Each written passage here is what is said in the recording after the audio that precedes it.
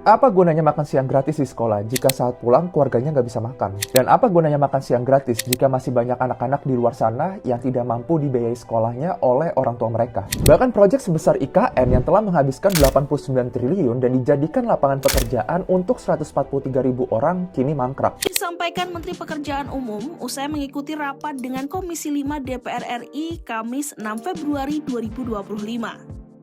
IKN kayaknya belum ada. Nanti saya bilang, Mbak, memang anggaran kita diblokir semua. Kok kayak progres gimana sih? Anggarannya nggak ada progresnya. Buat beli makan siangnya Pak Menteri, itu progresnya. Dan kerugiannya pun belum termasuk kerusakan hutan yang terlanjur terjadi demi pembangunan IKN. Foto satelit NASA pun menunjukkan perubahan tersebut.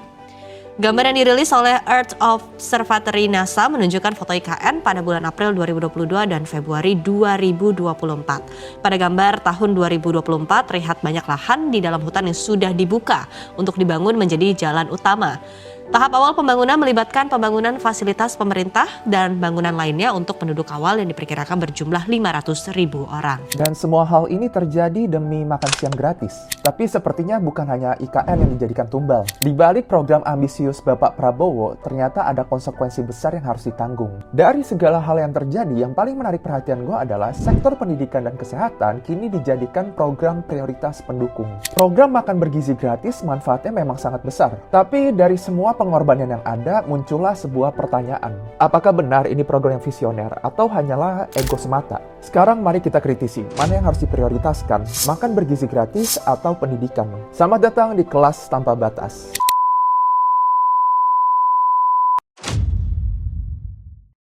Pertama kita akan bahas apa itu stunting dulu. Stunting adalah kondisi gagal tumbuh pada anak yang diakibatkan oleh kekurangan gizi. Stunting ini memang sangat berbahaya. Selain bisa mempengaruhi kondisi fisik, kondisi ini juga bisa mengganggu pertumbuhan kognitif anak-anak. Atau bisa kita bilang, stunting ini sangat berpengaruh terhadap tingkat kecerdasan anak dan prestasi belajar anak-anak di sekolah. Dan jangka panjangnya, kondisi ini akan sangat mempengaruhi tingkat kualitas SDM di Indonesia dan pertumbuhan suatu negara. Dan sebagai salah satu upaya pemerintah untuk menangani hal ini, terciptalah program makan bergizi gratis.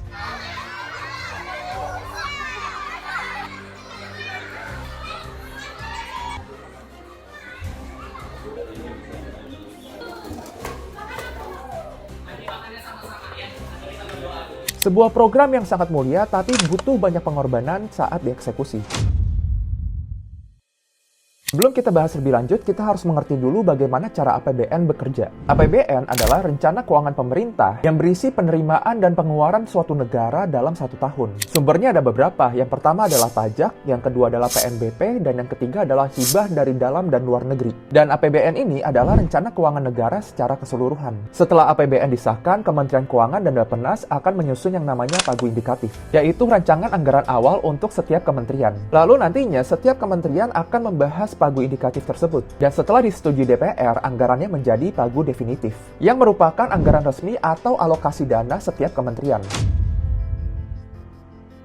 Untuk membiayai program prioritas, pemerintah harus melakukan yang namanya efisiensi anggaran. Salah satu langkah utama dari kebijakan ini adalah restrukturisasi belanja rutin, yaitu dengan cara memangkas 50% anggaran untuk perjalanan dinas, kegiatan seremonial, serta pengadaan alat tulis kantor. Sebenarnya sampai sini semuanya masuk akal dan ini merupakan kebijakan yang sangat baik. Sayangnya, pemotongan anggaran setiap kementerian ini tidak sama rata. Jika kita perhatikan tabel di samping ini, 3 kementerian yang mendapatkan potongan paling besar adalah, yang pertama adalah Kementerian PU, dan kementerian ini sangat berhubungan dengan progres pembangunan IKN. Lalu disusul dengan Kementerian Pendidikan Tinggi, Sains dan Teknologi, dan yang ketiga adalah Kementerian Kesehatan. Dan di sisi lain, Kementerian Pertahanan dan Polri justru mendapatkan anggaran yang luar biasa. Sekarang pertanyaannya, kenapa ada yang dipotong dan ada yang tidak? Hal ini dikarenakan proses pemotongan anggaran kementerian itu didasarkan pada program prioritas nasional. Di tahun ini, program prioritas utama ada 5. Yang pertama adalah program makan bergizi gratis atau MBG. Lalu ada ketahanan pangan, ketahanan energi, lalu ada perumahan, dan yang terakhir adalah pertahanan keamanan.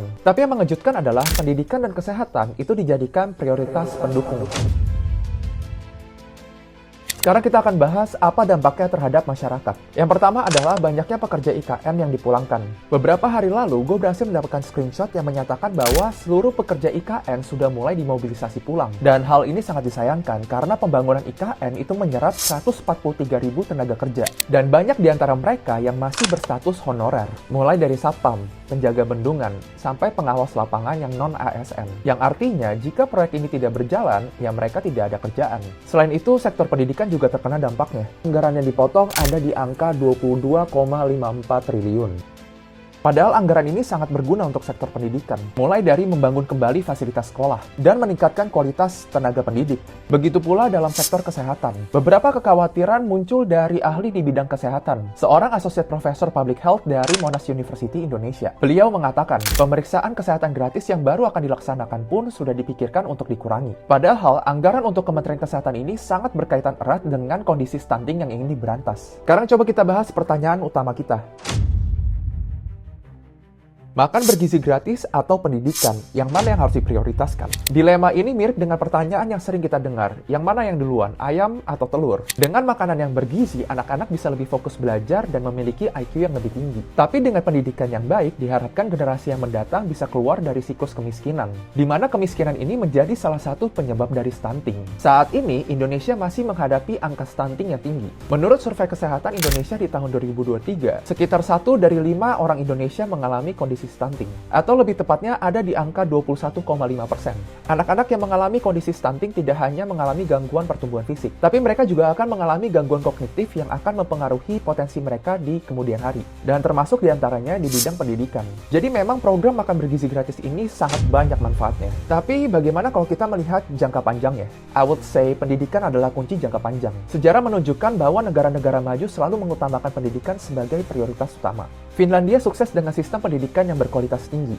Jepang dan Korea Selatan mengalami kebangkitan ekonomi berkat fokus pada pendidikan di pasca perang. Bahkan negara tetangga kita, Singapura, berhasil mengubah diri dari negara miskin menjadi pusat ekonomi dan teknologi berkat sistem pendidikan yang unggul. Selain itu, pendidikan juga punya efek domino terhadap perekonomian. Pendidikan yang baik bisa menciptakan tenaga kerja yang berkualitas, daya saing global meningkat, dan produktivitas tinggi. Jika seseorang tumbuh dengan pendidikan yang baik, mereka bisa mendapatkan pekerjaan yang layak dan mandiri secara finansial, yang berarti mereka akan memiliki daya beli yang cukup untuk memperbaiki gizi anak-anak mereka. Dan sepertinya masalah utama di Indonesia bukan hanya nutrisi, tapi kualitas pendidikan yang masih rendah. Kualitas pengajar, fasilitas, dan akses pendidikan masih tidak merata. Bahkan rakyat Papua bersuara. Sama-sama, ajukan aspirasi kami ini dilaksanakan sana.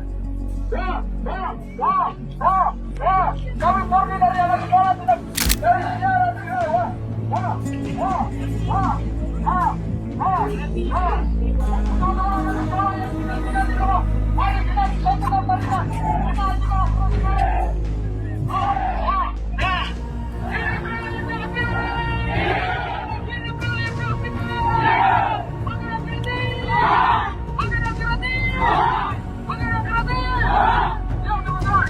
Tujuan kami telah makanan gratis. Saya kira tidak membutuhkan makanan gratis. Hari ini kami membutuhkan banyak. Hari itu tidak gratis. Makanan gratis kami ada dulu. Kami tidak butuh makan siang gratis, tapi kami butuh pendidikan dan kesehatan gratis. Kalau bisa gue simpulkan, pendidikan dan nutrisi keduanya sama-sama penopang generasi yang akan datang. Namun dengan anggaran yang terbatas, mana yang harus didahulukan? Sektor pendidikan dan kesehatan itu sangat-sangat penting. Seharusnya kedua sektor ini tidak perlu diotak-atik atau disentuh. Bahkan kalau bisa ikut didorong maju. Jadi apakah memang program makan bergizi gratis ini visioner atau ego? Dan sekarang giliran kalian untuk berpendapat. Ruang diskusi ada di kolom komentar. Terima kasih sudah menonton.